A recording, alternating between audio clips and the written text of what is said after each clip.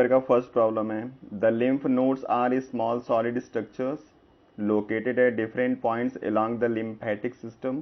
How do they cause the immune response in us? तो lymph nodes generally release lymphocyte cells and help in production of antibody. Means ये lymphocyte cell को generate करेगा, antibody के generation में भी help करता है। ये दोनों मिलके बाहर से कोई भी फॉरेन मटेरियल आएगा या फिर कोई भी फॉरेन सेल आता है, उसको ये आइडेंटिफाई करता है और इसकी किलिंग कर देगा, और इसी की किलिंग करने से हमारा जो इम्यून सिस्टम होता है वो थोड़ा सा बूस्ट रहता है। मतलब ये जो हार्मफुल पैथोजेंस होते हैं उनसे बॉडी को प्रोटेक्ट करके रखता है। चलो सेकेंड प्रॉब्लम यहाँ पे है, how is it a certain that the biological treatment in aeration tank of sewage treatment plant is completed. मतलब कैसे हम लोगों को पता चल जाता है कि जो बायोलॉजिकल ट्रीटमेंट है सीवेज ट्रीटमेंट प्लांट का वो कंप्लीट हो गया है। तो जब उसका प्रोसेस कंप्लीट हो जाता है तो जो वहाँ पे माइक्रोब्स होते हैं, उन माइक्रोब्स का जो मल्टीप्लिकेशन है उसी टाइम पे रुक जाएगा। और इसमें जनरली होता क्या है, जब फूड यहाँ पे अवेलेबल नहीं रहेगा एरेशन टैंक के अंदर, तो जो माइक्रोब्स होते हैं वो खुद के सेल को डैमेज करना स्टार्ट कर देते हैं। Means microbes start eating their own cell, और जब ये अपने ही सेल को डाइजेस्ट करना स्टार्ट कर देते हैं तो डाई होने के बाद वो होते हैं सेटल, और बॉटम में जो कुछ सेटल होता है जिसको हम बाहर निकालते हैं, जनरली आपने उसको पढ़ा होगा, उसको हम एक्टिवेटेड स्लज कहते हैं। मीन्स ये एक्टिवेटेड स्लज के फॉर्म में बाहर हो जाते हैं, और जैसे एक्टिवेटेड स्लज बनना स्टार्ट हो जाए, मतलब ये सेटल होना स्टार्ट हो जाए, तो समझ लीजिए कि डाइजेशन कंप्लीट हो गया है। सेकेंड है, what is added as inoculum in sewage treatment plant. तो इनाकुलम का मतलब होता है बायोलॉजिकल मटेरियल जिनको हम सीवेज ट्रीटमेंट प्लांट के अंदर ऐड करते हैं, and biological material are added into the secondary treatment, and in secondary treatment as a inoculum the material added is microbes. और कुछ के केस में क्या होता है, जो एक्टिवेटेड स्लज है इसी को हम लोग यूज कर लेते हैं, तो यहाँ पे एक्टिवेटेड स्लज भी हम लिख सकते हैं। तो ये दोनों यूज होंगे एज अ इनाकुलम। तीसरा है, mention its role in aeration tank. Means inoculum का रोल एरेशन टैंक में क्या है। तो एरेशन टैंक में जब माइक्रोब्स को हम ऐड करते हैं तो उस वाटर के अंदर जितने भी ऑर्गेनिक मटेरियल डिजॉल्व रहते हैं, उन ऑर्गेनिक मटेरियल को ये डाइजेस्ट करता है। तो डाइजेस्ट करेगा तो इसका मल्टीप्लिकेशन बहुत हाई रेट से चलता है, इसलिए इसको रिस्पिरेशन के लिए जो ऑक्सीजन की ज़रूरत पड़ती है उसको हम एयर के थ्रू कंप्लीट किए रहते हैं, इसलिए इसको एरेशन टैंक कहते हैं। तो इसके अंदर जितने भी ऑर्गेनिक मैटर वाटर के अंदर होंगे उन सबको ये माइक्रोब्स डाइजेस्ट कर देंगे, जिसकी वजह से वाटर बिल्कुल क्लीन हो जाता है। नेक्स्ट है, some sportsman misuse anabolic steroid to enhance their athletic performance. तो पहला है, mention any two major side effect on the reproductive system of the sportsman due to prolong use. तो यहाँ पे स्पोर्ट्समैन के लिए आपको बताना है साइड इफेक्ट इसका क्या होता है with respect to their reproductive system. तो यहाँ पे मेल और फीमेल में साइड इफेक्ट अलग अलग टाइप के आते हैं।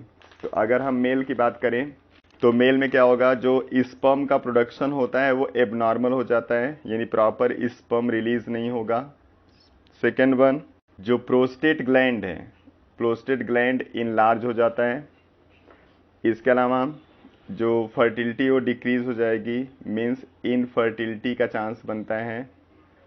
और इसके अलावा जो मेन होते हैं उनके अंदर ब्रेस्ट का डेवलपमेंट थोड़ा सा बढ़ जाता है, यानी ब्रेस्ट इनलार्ज हो जाता है। तो ये तो साइड इफेक्ट हो गए मेन के अंदर। अगर फीमेल के अंदर हम लोग डिस्कस करें तो फीमेल में ब्रेस्ट श्रिंक कर जाता है, यानी कि श्रिंकिंग ऑफ ब्रेस्ट हो जाएगा। इसके अलावा यूट्रस भी श्रिंक कर जाता है, इस वजह से इनफर्टिलिटी यहाँ पे भी आएगी। इसके अलावा क्या हो जाएगा, मेंस्ट्रुअल साइकिल जो फीमेल के अंदर चलता है वो डिस्टर्ब हो जाएगा, यानी कि एमसी इरेगुलर हो जाता है। और जो क्लिटोरिस होता है उसकी साइज इनलार्ज हो जाती है, तो क्लिटोरिस की साइज बढ़ जाएगी।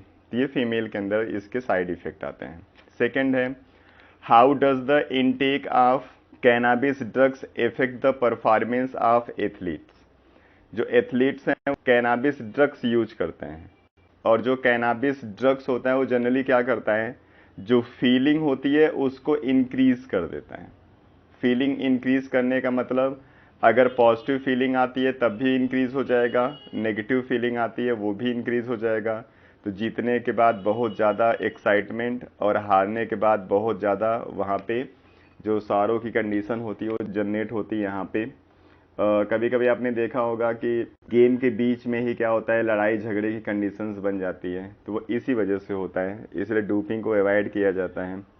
इसके अलावा ब्लड फ्लो जो होता है वो आर्टरी वेन्स के अंदर वो इंक्रीज हो जाता है, हार्ट रेट को बहुत ज़्यादा ये रेगुलेट करता है, फैटिक की कंडीशन नहीं आती, इसलिए जो परफॉर्मेंस होता है वो बढ़ जाता है। Problem number 4, what could be the possible reason for frequent rejection of organ transplant graft by the body of the recipient. कोई भी पर्सन जिसके अंदर ऑर्गन ट्रांसप्लांट होता है तो बड़ा फ्रीक्वेंटली जो ऑर्गन होता है उसका रिजेक्शन हो जाता है हमारी बॉडी के थ्रू। तो रिजेक्शन क्यों हो जाता है, उसके पीछे रीजन क्या है, आपसे पूछ रहे हैं। तो जनरली इसमें क्या होता है, हमारा जो इम्यून सिस्टम है, our immune system detect cell and organ which are mismatched, मतलब कि हमारे बॉडी से जो सेल और ऑर्गन मैच नहीं करते उनको हमारा इम्यून सिस्टम बड़े आसानी से आइडेंटिफाई कर देता है। And all the cells which are not matched with our body are treated as foreign organs. और जैसे ही फॉरेन ऑर्गन्स मिलता है हमारा जो टी सेल है वो एक्टिव हो जाता है और उस ऑर्गन या टिश्यू की किलिंग स्टार्ट कर देगा, जिसकी वजह से ये रिजेक्ट हो जाता है तुरंत। Name a bio active molecule used in treatment of such patient, how does it improve their condition. तो अगर आप चाहते हैं कि कोई भी ऑर्गन ईजिली ट्रांसप्लांट हो जाए किसी की बॉडी के अंदर, तो उस पर्टिकुलर टाइम पे कुछ टाइम के लिए हम लोगों को अपना जो इम्यून सिस्टम है उसको रिड्यूस करना होता है, मतलब कि टी सेल का जो जनरेशन है उसको रोकना होता है। और इसको करने के लिए हम लोग यूज करते हैं एक केमिकल जिसको हम लोग बोलते हैं इम्यूनो सप्रेसिव एजेंट। और इम्यूनो सप्रेसिव एजेंट जो यहाँ पे यूज होता है वो होता है cyclosporin A, and cyclosporin A is released from a fungus and that fungus is Trichoderma polysporum. Trichoderma polysporum। तो ट्राइकोडर्मा पॉलीस्पोरम एक फंगस है जहां से एक केमिकल मिलता है आपको, बायो एक्टिव एजेंट साइक्लोस्पोरिन ए। जब किसी पर्सन को साइक्लोस्पोरिन ए से हम ट्रीट कर देते हैं तो जो इम्यून सिस्टम आ रहा है उसको कुछ टाइम के लिए सप्रेस कर देता है और उसी पर्टिकुलर टाइम में आसानी से यहाँ पे ऑर्गन ट्रांसप्लांट हो जाता है। Next, integrated pest management program means IPM focus on conserving the fauna and flora of the ecological sensitive area while targeting only the harmful pest। इसको आपको एक्सप्लेन करना है। तो जनरली होता क्या है, पेस्ट इंसेक्ट बाकी किसी को भी मैनेज करने के लिए हम लोग केमिकल यूज करते हैं, जैसे इंसेक्टिसाइड्स, पेस्टिसाइड्स, बाकी चीज़ें। तो वो जो केमिकल होता है वो सिलेक्शन नहीं शो करता, मीन्स जिस एग्रीकल्चरल प्रैक्टिस में हम लोग इसको यूज करेंगे वहाँ पे जितने भी इंसेक्ट पेस्ट आएंगे सबकी किलिंग हो जाएगी। लेकिन बहुत सारे ऐसे इंसेक्ट या फिर वीड्स होते हैं, पेस्ट होते हैं जो हमारे एग्रीकल्चर में बेनिफिशियल होते हैं, जिनका हम लोग कंट्रोल नहीं चाहते, यानी उनको चाहते हैं कि वो फ्लरिश करें। इसलिए यहाँ पे जो कुछ भी हमको यहाँ किलिंग करनी होती है उसमें कुछ सिलेक्टेड इंसेक्ट होते हैं, पेस्ट होते हैं जिनकी किलिंग करनी होती है। तो उसी सिलेक्टेड इंसेक्ट और पेस्ट को कंट्रोल करना और जो हमारे लिए हार्मफुल नहीं है उनको छोड़ देना, यानी उनको टारगेट ना करने का जो पूरा प्रोग्राम है उसी को हम लोग आईपीएम कहते हैं। तो IPM is what, it is the biological practice to control the insect and pest in agriculture, but all insect, weeds and other living things are not require control because most of them are beneficial to us. So certain selected or targeted insect and pests should be controlled, and for such control the IPM carried out. To suggest and explain any two method of pest management under this sustainable approach। तो इसमें हम लोग बहुत सारे अलग अलग materials हैं जिनको यूज करते हैं। तो इसमें जो मेथड आपको दिया जा रहा है इसमें हम लोग बायोलॉजिकल मेथड यूज करते हैं, कुछ केमिकल मेथड यूज करते हैं, और भी बाकी सारे अलग अलग प्रैक्टिसेस होती हैं। तो इसमें हम लोग यूज करते हैं बायो हर्बिसाइड्स। बायो हर्बिसाइड्स जो हर्ब्स को किल करेंगे, मतलब उसको डिस्ट्रॉय करते हैं। कुछ स्मूदर क्रॉप हम लोग यूज करते हैं। Smoother crop are all type of crop which are not allowed other weeds to grow, मतलब वीड्स को ग्रो करने से रोकते हैं। आपको इसमें एग्जाम्पल पता होगा सनफ्लावर का। इसके अलावा बार्ली का प्लांट है, ये भी वीड्स को ग्रो होने से रोकता है। इसके अलावा हम लोग बायो इंसेक्टिसाइड्स यूज कर सकते हैं। इसके अलावा सबसे इम्पॉर्टेंट है हम लोग यूज करते हैं बैक्यूलो वायरस। तो बैक्यूलो वायरस का एक ग्रुप है जो कुछ सेलेक्टेड इंसेक्ट पेस्ट को किल करता है, बाकी सबको छोड़ देता है। Question number 5, limited natural resources available in a geographical area leads to inter specific competition and often result in elimination of the inferior species. इसको एक्सप्लेन करना। तो यहाँ पे क्या होता है, कंपटीशन, वो भी कैसा, इंटर स्पेसिफिक। तो competition is what, it is the contest between organism for food, shelter, space and some other things. अब यहाँ पे जो ये कंपटीशन होगा, अगर दो क्लोजली रिलेटेड इंडिविजुअल के बीच में होता है, मीन्स दो सेम स्पीसीज के बीच में, तो उसको हम लोग बोलते हैं इंट्रा स्पेसिफिक। और दो डिफरेंट स्पीसीज के बीच में होगा तो उसको बोलेंगे इंटर स्पेसिफिक। तो यहाँ इंटर स्पेसिफिक की बात हो रही है, मतलब interaction between two different species. तो जब अलग अलग दो स्पीसीज सेम रिसोर्स को यूज करते हैं, तो वहां पे हम लोग डिस्कस करते हैं गॉस कॉम्पिटिटिव एक्सक्लूजन प्रिंसिपल।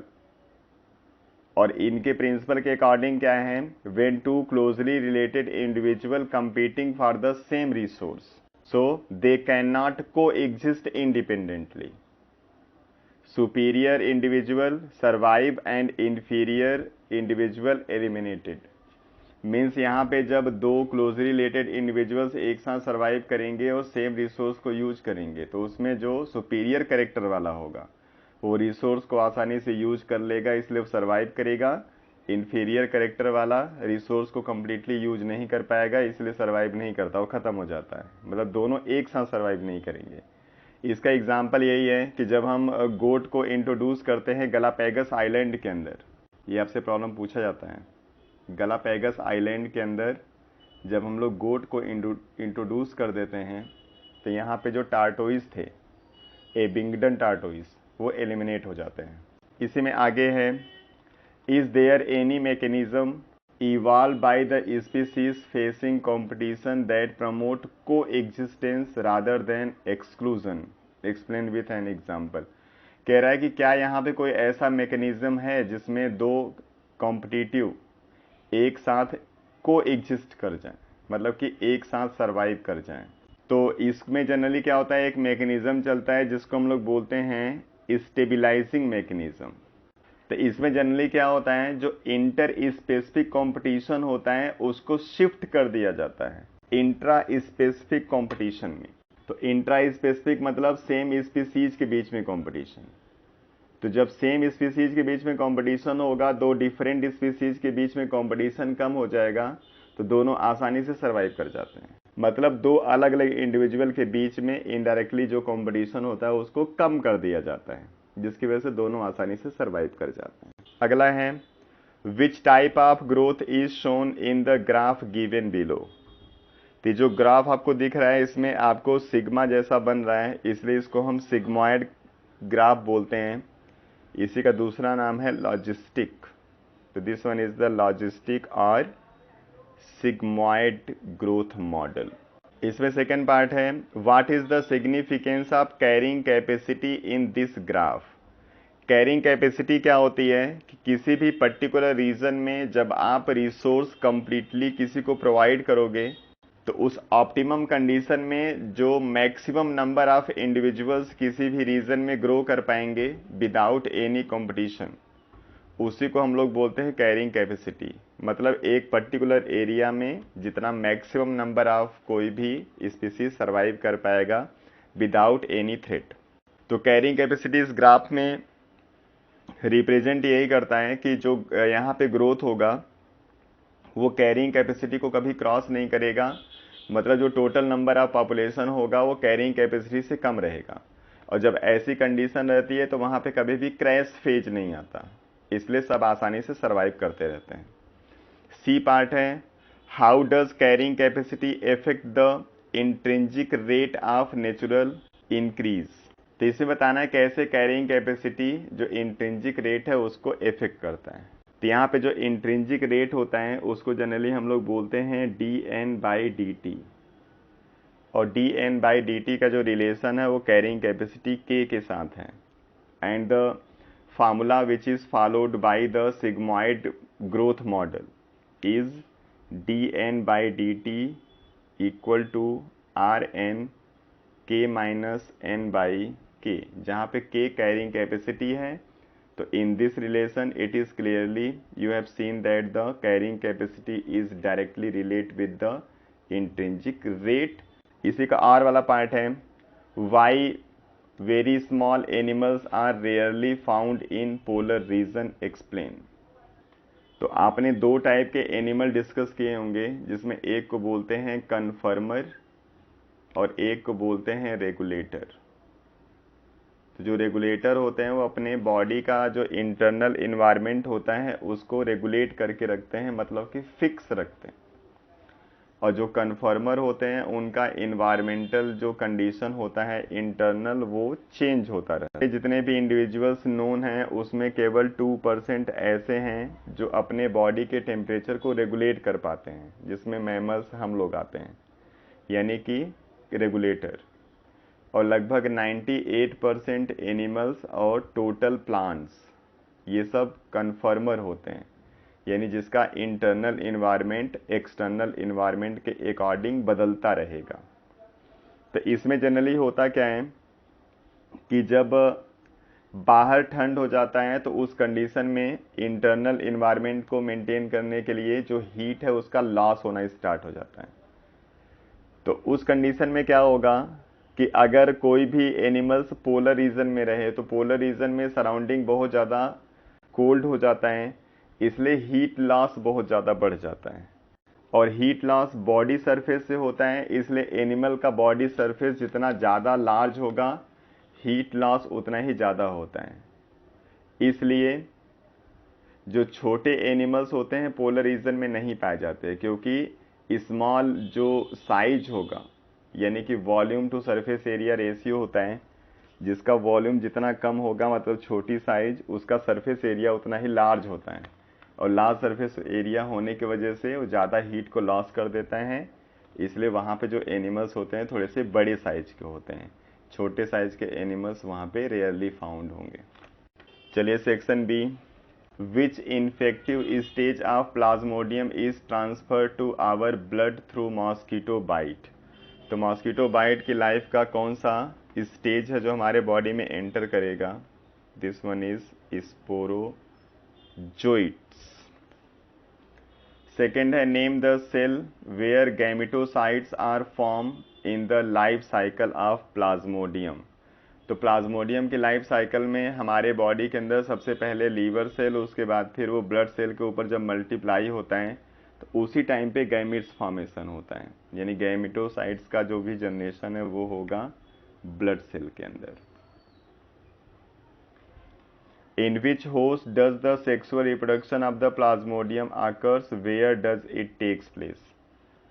तो सेक्सुअल रिप्रोडक्शन का मतलब हो गया मेल फीमेल का फ्यूजन, और मेल फीमेल का जो फ्यूजन होता है वो मॉस्किटो की बॉडी के अंदर होता है।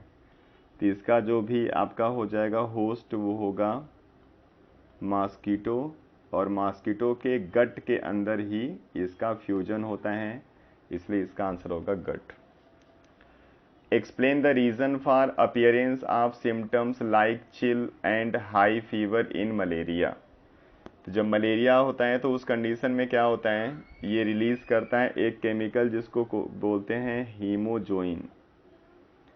तो hemozoin is what? It is the generally heme group of the hemoglobin.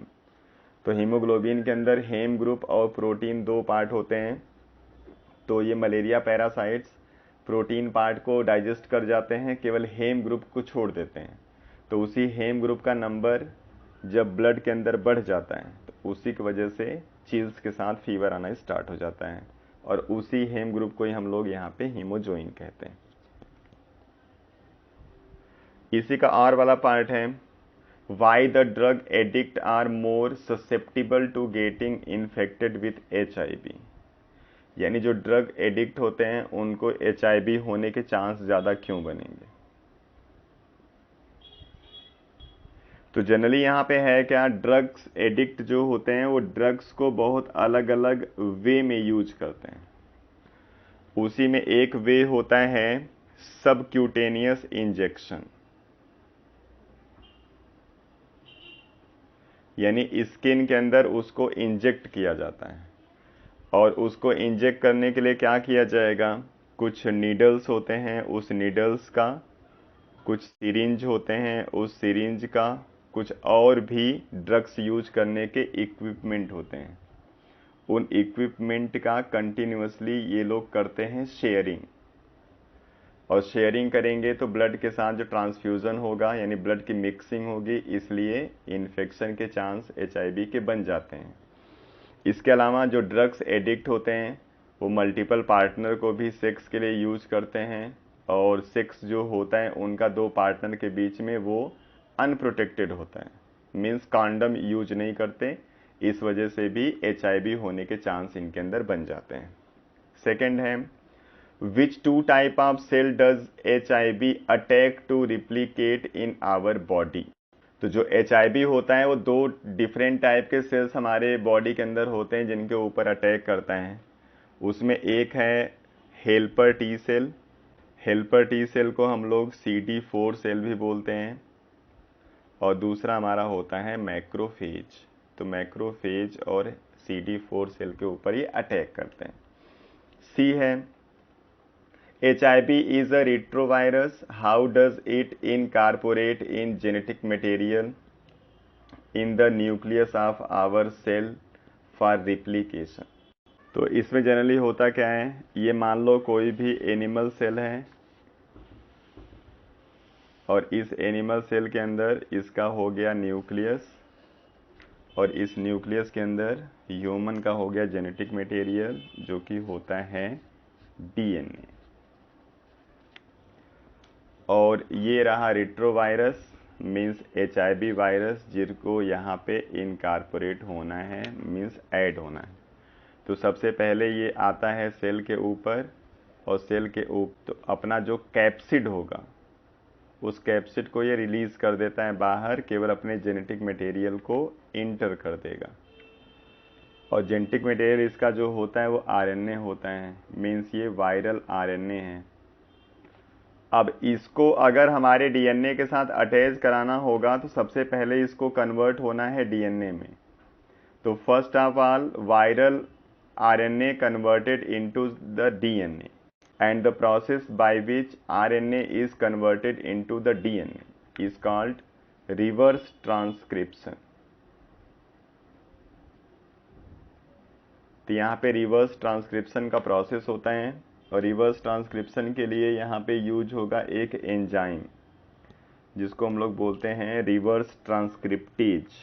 तो जो ट्रांसक्रिप्टेज है वो DNA को RNA में कन्वर्ट करता है। यहाँ पे RNA को DNA में कन्वर्ट करना है, इसलिए ये रिवर्स ट्रांसक्रिप्टेज होगा। अब ये DNA बन गया वायरल DNA। अब ये वायरल DNA आसानी से हमारे DNA के साथ अटैच हो सकता है, तो ये इसके साथ अटैच हो जाता है।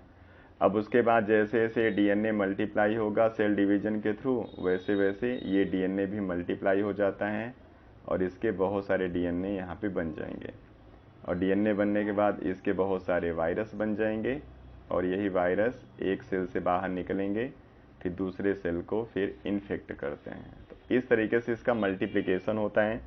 तो आपसे प्रॉब्लम यहाँ पे पूछा हुआ था HIV इज रिट्रोवायरस। रिट्रोवायरस इसको इसलिए बोलते हैं क्योंकि इसके अंदर जो प्रोसेस चलता है वो रिवर्स ट्रांसक्रिप्शन का चलता है with the help of reverse transcriptase. How does it incorporated in genetic material, मतलब हमारे जेनेटिक मटेरियल में कैसे इनकारपोरेट होता है उसका रीजन मैंने आपको बता दिया। अगला है Identify the type of tumor shown in this figure by which property it spread to our organs. तो यहाँ पे ये ट्यूमर सेल दिखाया गया है और ये आर्टरी और वेन्स होगा जिसमें ये ट्यूमर सेल एंटर करके और इसके साथ फ्लो कर रहा है। तो ये जो फ्लो का प्रोसेस होता है इसको हम लोग कहते हैं metastasis. Metastasis is the process of movement of the cancerous cell from one part या one side to another part and site. ठीक है, तो ये मेटास्टेसिस है। और इस टाइप का ट्यूमर जो कि एक जगह पे नहीं होता, वो पूरी बॉडी में जगह जगह इन्फेक्ट करता है, उसको हम लोग बोलते हैं मैलिग्नेंट ट्यूमर।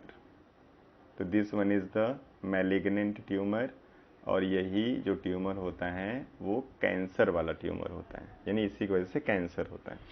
इसमें बी पार्ट है, why alpha interferon are given to the patient suffering from cancer.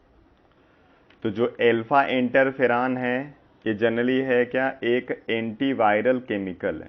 इसको एंटी प्रोलिफरेटिव मटेरियल भी बोलते हैं। मतलब सेल के अंदर जो डिवीजन होता है उस डिवीजन को ये कंट्रोल करता है।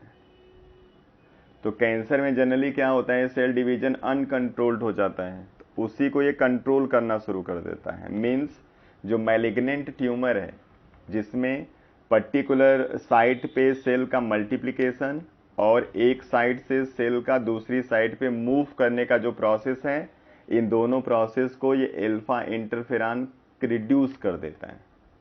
और जैसे रिड्यूस कर देगा तो उस कंडीशन में क्या हो जाएगा, पेशेंट को थोड़ा सा जो प्रॉब्लम होती है वो रिड्यूस हो जाती है। Means alpha interferon help in treatment of the malignant tumour.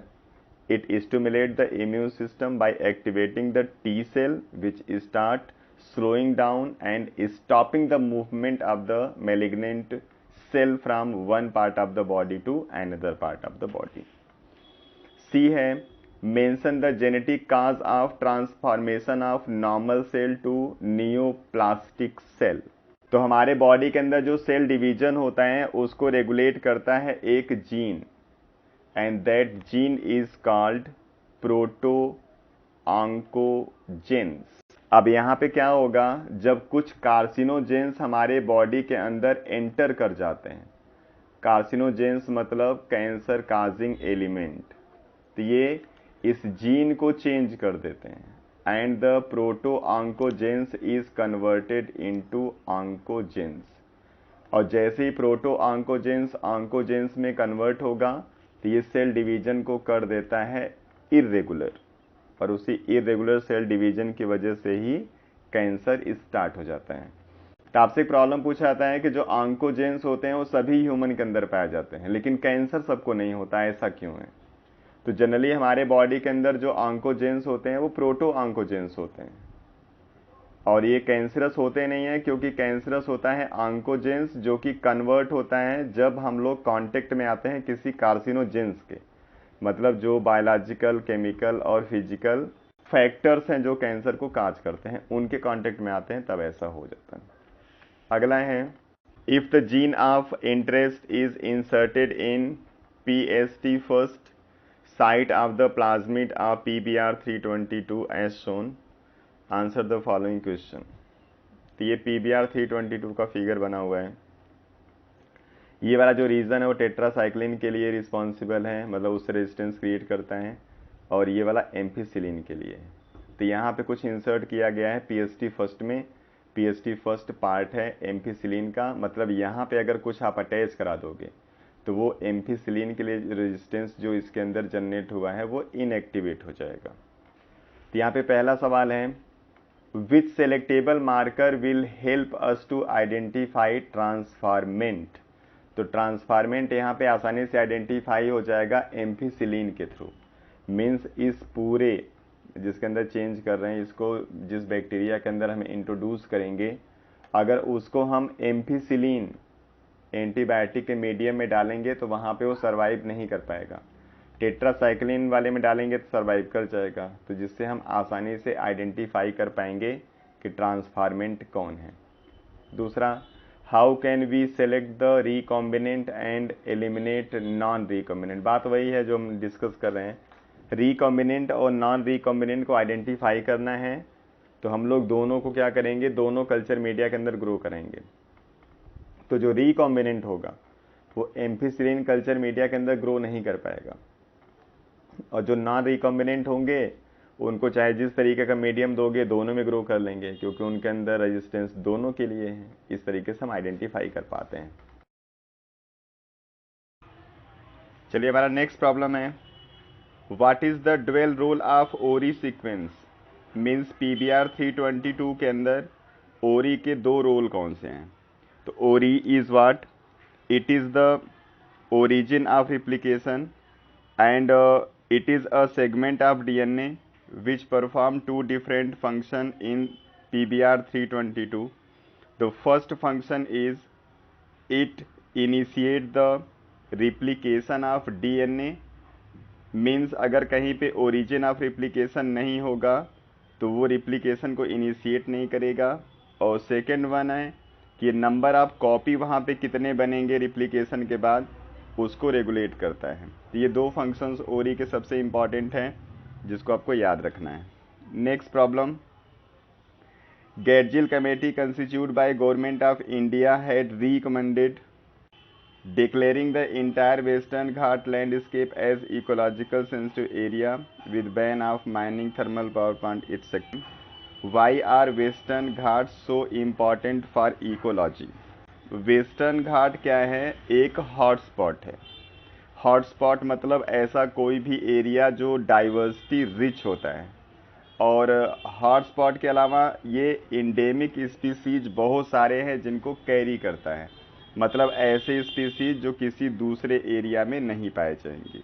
इसलिए वेस्टर्न घाट बहुत ज़्यादा इम्पॉर्टेंट हो जाता है और इसका कंजर्वेशन बहुत ज़रूरी हो जाता है। सेकेंड है, which approach of conservation must be followed in this area, explain it.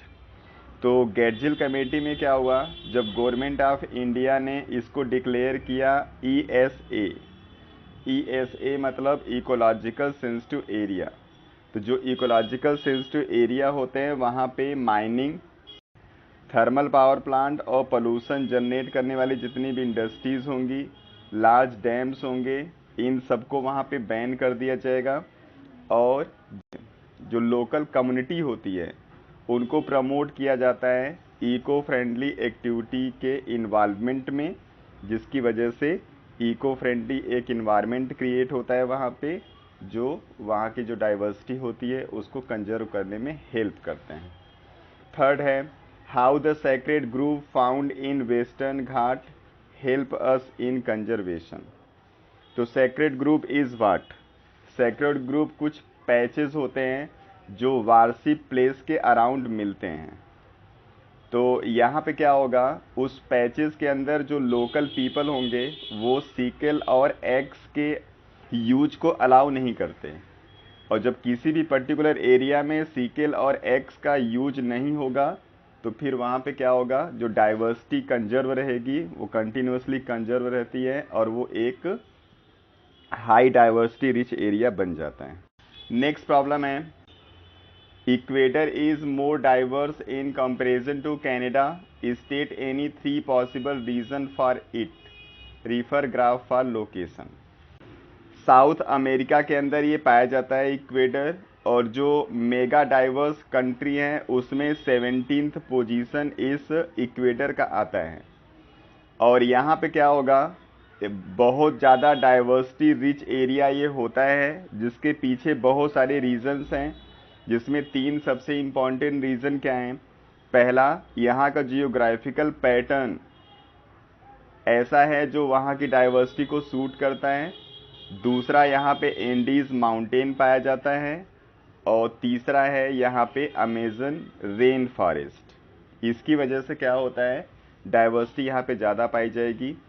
जो गलापेगस आइलैंड हम लोग डिस्कस करते हैं, जो कि एक चेन ऑफ आइलैंड है, वो इसी इक्वेटर के अंदर पाया जाता है।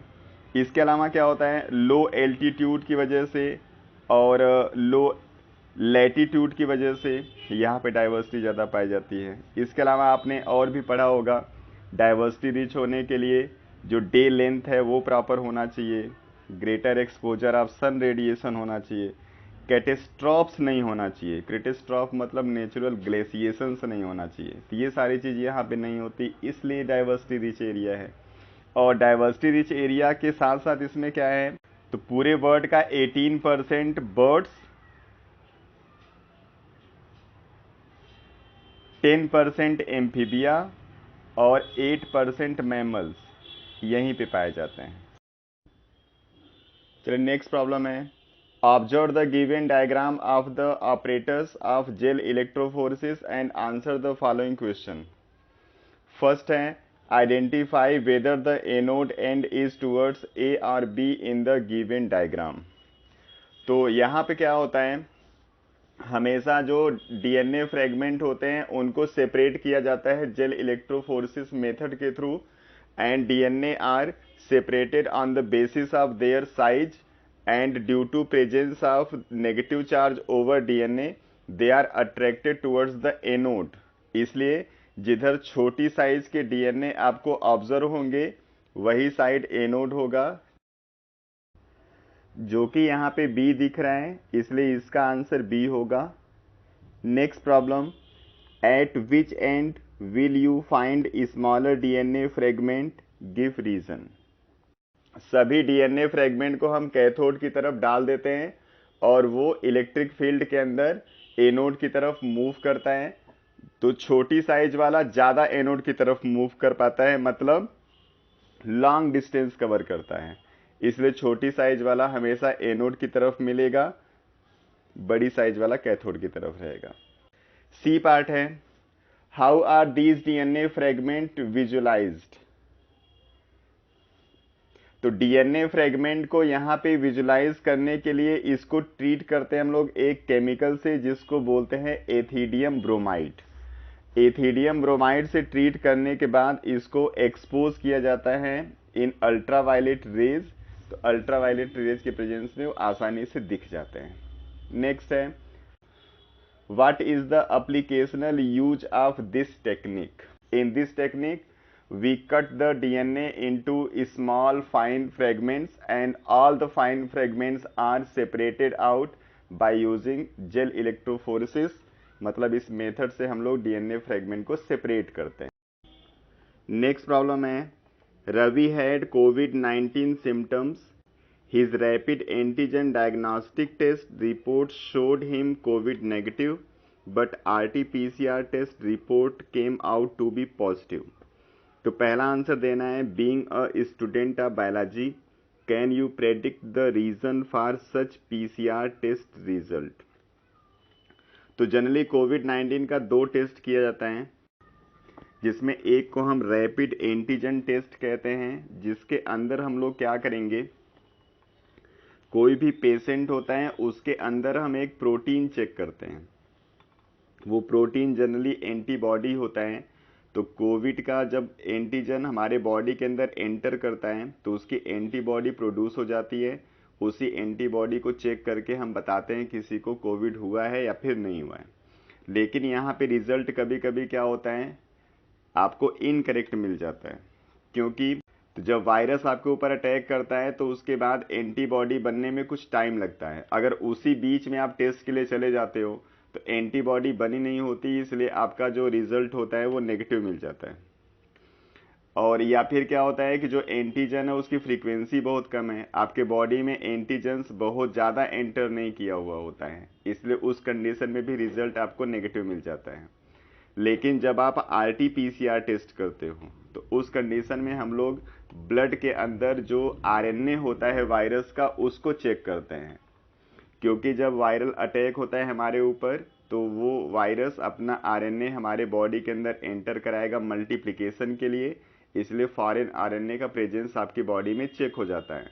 तो अगर आपके बॉडी के अंदर वो फॉरेन आरएनए प्रेजेंट होगा तो हम उसको बोलेंगे पॉजिटिव रिजल्ट, अगर नहीं होगा तो नेगेटिव रिजल्ट। तो इस तरीके से हम आरटी-पीसीआर टेस्ट में उसी आरएनए को फाइंड करेंगे, उसको मल्टीप्लाई करा के पीसीआर सिस्टम के थ्रू और उसको चेक कर लेते हैं। तो इसका रिजल्ट हमेशा आपको सही मिलता है, क्योंकि आरएनए रहेगा तभी रिजल्ट पॉजिटिव मिलेगा। नेक्स्ट प्रॉब्लम है, which enzyme is used in PCR process What is the unique property of that enzyme which makes it suitable to be used in PCR? यहाँ पे पीसीआर सिस्टम के अंदर कुछ specific enzyme use होते हैं, उसी के बारे में डिस्कस करना है यहाँ पे कि वो एंजाइम है क्या और उसका पीसीआर के अंदर यूज क्या है। तो यहाँ पे एक हम लोग एंजाइम यूज करते हैं जिसको कहते हैं टैग पॉलीमरेज, और टैग पॉलीमरेज को हम लोग पाते हैं थर्मस एक्वेटिकस से। तो जो टैग पॉलीमरेज है वो क्या करता है, बहुत हाई टेम्परेचर पे भी जो डीएनए होते हैं, प्रोटीन होते हैं, उनको डीनेचर से बचाता है। तो टैग पॉलीमरेज को जब हम यूज कर लेंगे तो जो डीएनए होगा उसका डीनेचुरेशन नहीं होगा और पीसीआर सिस्टम के थ्रू आसानी से हम उसको मल्टीप्लाई करा लेंगे। अदरवाइज पीसीआर सिस्टम हमारा 96-94 डिग्री तक काम करता है और उतने डिग्री तक कोई भी जो डीएनए होगा वो स्टेबल नहीं रह सकता इस टैग पॉलीमरेज के बिना। सी है show the sequential step of the process with the help of the well label diagram. तो इसमें सबसे पहले क्या होगा, ये डीएनए होगा जिसका 3 प्राइम 5 प्राइम और ये 5 प्राइम 3 प्राइम एंड होगा जिसको डबल स्ट्रैंड डीएनए कहते हैं। तो सबसे पहले स्टेप में इसका होता है डीनेचुरेशन, और डीनेचुरेशन का प्रोसेस लगभग 94 डिग्री सेल्सियस तक गर्म करने से होता है, जिसमें इसके दोनों जो फ्रेगमेंट होते हैं वो सेपरेट हो जाते हैं। तो इनके दोनों फ्रेगमेंट को हम लोग कर देते हैं सेपरेट इस तरीके से। अब उसके बाद इसका होता है एनिलिंग। एनिलिंग का मतलब इसके दोनों टर्मिनल पे हम लोग लगा देते हैं आरएनए पॉलीमरेज मींस प्राइमर, जो कि इसके कंप्लीमेंट्री स्ट्रैंड को बनाने का काम करेगा। अब इसी प्रोसेस को जब हम कैरी आउट करते हैं तो टैग पॉलीमरेज को हम लोग एंटर करा देते हैं, जिससे कि इस हाई टेम्परेचर पे डीएनए को डीनेचुरेशन से बचा के रखे। तो यहाँ पे टैग पॉलीमरेज को एंटर करा देंगे तो 72 डिग्री सेल्सियस पे क्या होता है, इसका एक्सटेंशन शुरू हो जाता है। मतलब जो ये प्राइमर लगा होगा वो कंप्लीमेंट्री नाइट्रोजनस बेस को रिसोर्स से रिसीव करता है और इसका जो डबल स्ट्रैंड है उसको बनाना शुरू कर देगा, और कुछ ही टाइम में एक्सटेंशन के बाद आपको डीएनए दोबारा मिल जाता है। तो इस तरीके से पूरा पीसीआर सिस्टम के अंदर प्रोसेस चलता है। तो ये एक स्ट्रैंड इस वाले का मिलेगा और एक दूसरा स्ट्रैंड मिल जाता है इस वाले का। तो इसी को हम लोग बोल देते हैं एक्सटेंशन। अब इसमें जितनी कॉपी हमको चाहिए उतनी बार हम प्रोसेस को कंटिन्यू रखेंगे। अगर एक दिन पूरा हम इसको यूज करें तो लगभग बिलियंस ऑफ कॉपी एक डीएनए का बन जाता है, यानी इतना फास्ट प्रोसेस ये है। चलिए लास्ट प्रॉब्लम यहाँ पे एडीए डेफिशिएंसी से है।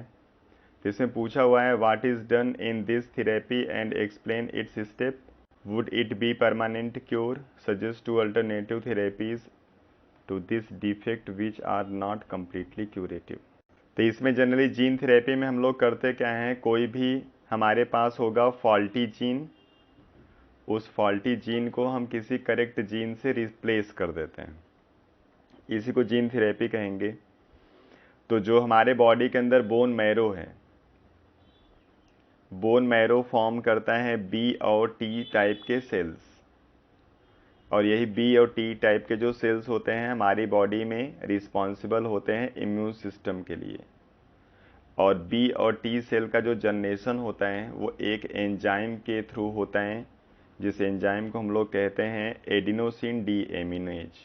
तो अगर किसी के अंदर जो जीन है मीन्स जो रिस्पॉन्सिबल होगा उस एंजाइम के जनरेशन के लिए वो डिफेक्टिव हो जाए, तो बॉडी के अंदर एडिनोसिन डीएमिनेज फिर रिलीज नहीं होगा, और जब ये एंजाइम रिलीज नहीं होगा तो बोन मैरो बी और टी सेल जनरेट नहीं करेगा। बी टी सेल जनरेट नहीं होगा तो इम्यून सिस्टम वीक रहेगी, तो उस पेशेंट को हमेशा प्रॉब्लम बना रहेगा। इसलिए इस टाइप का जो इम्यून सिस्टम यहाँ पे जनरेट हो रहा है उसको SCID कहते हैं, यानी सीवियर कंबाइंड इम्यूनो डेफिशिएंसी। अब यहाँ पे क्या होगा, जो जीन डिफेक्टिव है उसको हम आइसोलेट करेंगे और उस आइसोलेटेड जीन को हम इसकी बॉडी के अंदर इंट्रोड्यूस अगर करा दें तो इसका क्योर हो सकता है। तो उसके लिए हम लोग क्या करते हैं, यहाँ पे जो लिम्फोसाइट सेल होते हैं उस लिम्फोसाइट सेल को हम पेशेंट बॉडी से बाहर रिमूव कराते हैं, और उसी लिम्फोसाइट सेल्स के अंदर हम लोग क्या करेंगे, जो जीन है उसको करेक्ट करेंगे, मतलब फॉल्टी जीन को हटाएंगे, करेक्ट जीन को लगाएंगे और इसको बोन मैरो के अंदर ट्रांसप्लांट कर देते हैं। और जैसे ही बोन मैरो के अंदर ट्रांसप्लांट कर देंगे लिम्फोसाइट्स करेक्टेड जीन के साथ, तो उस कंडीशन में फिर वो बी सेल और टी सेल को जनरेट करना शुरू कर देता है, इम्यून सिस्टम वहाँ पे इंक्रीज हो जाता है। लेकिन प्रॉब्लम क्या है, लिम्फोसाइट्स की अपनी एक लाइफ साइकिल है, अपना एक उसका एज है। तो उस पर्टिकुलर शॉर्ट पीरियड के बाद जब लिम्फोसाइट डेड हो जाएंगे तो फिर आपको इसी जीन थेरेपी को कंटिन्यू करना होगा, यानी कि फिर पेशेंट के बॉडी से लिम्फोसाइट सेल को हम बाहर निकालेंगे, उसके जीन को करेक्ट करेंगे, फिर बोन मैरो के अंदर ट्रांसप्लांट करेंगे। तो अगर कोई इसका चाहता है कि परमानेंट क्योर कर दे तो वो एम्ब्रियॉनिक स्टेज में या फिर जाइगोटिक स्टेज में उसका जो डिफेक्टिव जीन होगा उसको करेक्ट करना होगा, या फिर कोई बोन मैरो का ट्रांसप्लांटेशन कर दे। तो उस कंडीशन में क्या होता है कि इसका परमानेंट क्योर हो जाता है, लेकिन ये इम्पॉसिबल सा है, इसलिए इसका जनरली क्योर हम कर नहीं पाते हैं। तो जो परमानेंट क्योर इसका नहीं करेगा उसके लिए बहुत सारे थेरेपी हैं जनरली, जिसमें एक जीन थेरेपी हम लोग पढ़ ही रहे हैं। जीन थेरेपी के अलावा यहाँ पे बोन मैरो ट्रांसप्लांटेशन, इसके अलावा हम एंजाइम को भी चेंज कर लेते हैं, तो enzyme transfer therapy, transformation therapy, और इसके अलावा stem cell transplantation.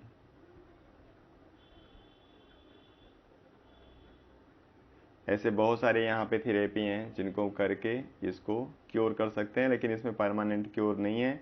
Permanent cure वही है कि एम्ब्रियॉनिक स्टेज पे जाके डिफेक्टिव जीन को चेंज करना होगा। चलिए नेक्स्ट वीडियो में फिर मिलते हैं किसी और टॉपिक के साथ। Thank you.